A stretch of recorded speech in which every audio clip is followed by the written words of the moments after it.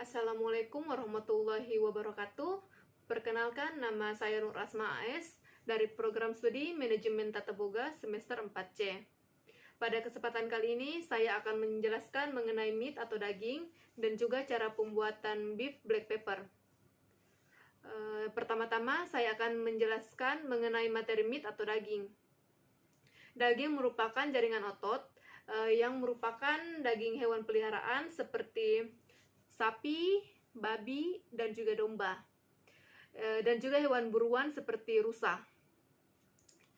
Jaringan otot terdiri dari 3 komponen utama, yaitu air, protein, dan juga lemak. Pada jaringan otot mengandung sekitar 75% air, protein sekitar 25% pada jaringan otot, lemak menyumbang hingga 5% dari jaringan otot. Karbohidrat, daging mengandung karbohidrat. Dari segi gizinya, jumlahnya sangat sedikit sehingga tidak signifikan. Struktur dari meat yaitu ada 2, yaitu serat otot dan juga jaringan ikat. Serat otot yaitu daging tanpa lemak yang terdiri dari serat otot panjang dan tipis yang diikat menjadi satu. Daging yang diikat berbutir halus terdiri dari serat-serat kecil yang diikat dalam bundel-bundel kecil. Daging bertekstur kasar memiliki serat yang besar. Yang kedua yaitu jaringan ikat. Serat otot terikat bersama dengan jaringan protein yang disebut jaringan ikat. Setiap serat otot juga mencakup selubung jaringan ikat. Ada 2 jenis macam jaringan ikat, yaitu kolagenum berwarna putih dan juga elastin berwarna kuning. Ada 2 jenis daging menurut penuaan, yaitu green meat atau daging hijau ataupun daging muda. Dan yang kedua yaitu aged meat atau daging berumur atau yang sudah tua. Selanjutnya, potongan daging berdasarkan pada 2 faktor. Yang pertama, struktur otot dan tulang daging. Dan yang kedua, penggunaan dan metode memasak yang tepat untuk berbagai bagian hewan. Kelembutan dan cara memasak yang tepat. Panas dari pemasakan mempengaruhi kelembutan dengan 2 cara. Yang pertama, melembutkan jaringan ikat jika ada kelembapan dan juga pemasakan lambat. Yang kedua, memperlambat protein. Daging yang memiliki jaringan ikat rendah dapat menjadi keras dan kering jika dimasak dengan suhu panas yang lama. Selanjutnya, saya akan menjelaskan mengenai game dan juga daging khusus. Istilah game digunakan untuk unggas dan hewan pemakan daging yang biasanya ditemukan di alam liar. Namun sebagian besar game atau liar sudah banyak di peternakan atau berasal dari hewan yang telah ada di peternakan, seperti hewan rusa, kelinci, dan yang liar yaitu seperti babi hutan. Selanjutnya saya akan menjelaskan mengenai penyimpanan daging yang benar. Untuk penyimpanan daging fresh meat atau daging segar, yaitu pertama, periksa pembelian untuk memastikan kualitas daging.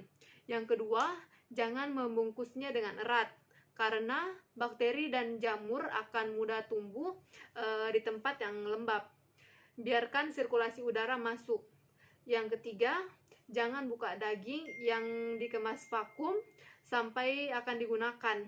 Yang keempat, simpan pada suhu 32 derajat sampai 36 derajat Fahrenheit atau sekitar 0 derajat Celcius sampai 2 derajat Celcius.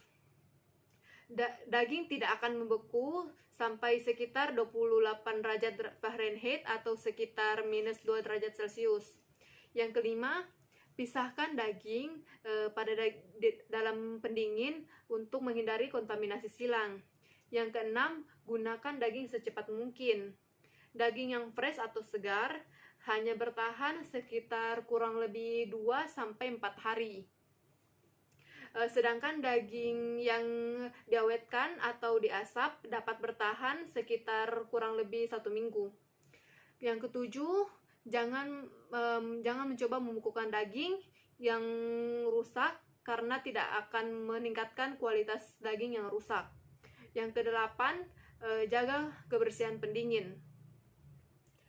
Selanjutnya yaitu penyimpanan untuk frozen meat atau daging beku. Yang pertama, bungkus daging beku dengan baik agar tidak terbakar pada freezer. Yang kedua, simpan pada suhu 0 derajat Fahrenheit atau sekitar minus 18 derajat Celcius atau bisa lebih dingin. Yang ketiga, gunakan metode first in first out.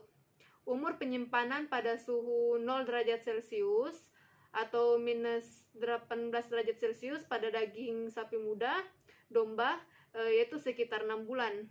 Untuk daging babi yaitu sekitar 4 bulan.